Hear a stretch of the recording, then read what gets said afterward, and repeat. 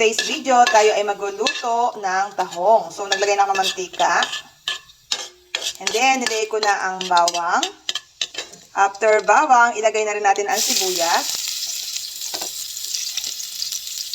After ng sibuyas, ilagay natin na ang luya.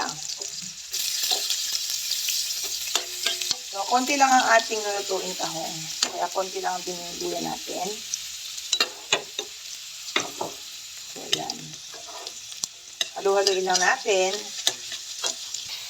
Then, lagyan na natin ang kamatis. Halu-haluin. After kamatis, lagyan natin ng konting patis dahil ang tahong, yan ay maalat na yan. And then, maglagay na tayo ng tubig. Yan. So, yan, hayaan lang natin siyang kumulo bago natin lagyan ng tahong. Takpan po muna natin. Para pag kumulo na siya, lalagay na natin ang kanyang tahong.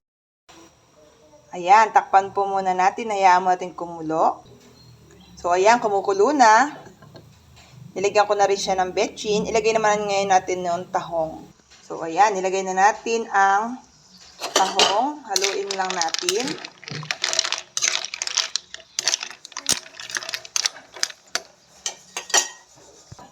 Ayan, wala tayong kulay green na sili. Lagyan natin ng kulay pula na lang. So, ayan, kumukulo na siya. Konting kulo pa. So, that's it. Luto na po ang ating ginisang tahong. Thank you for watching.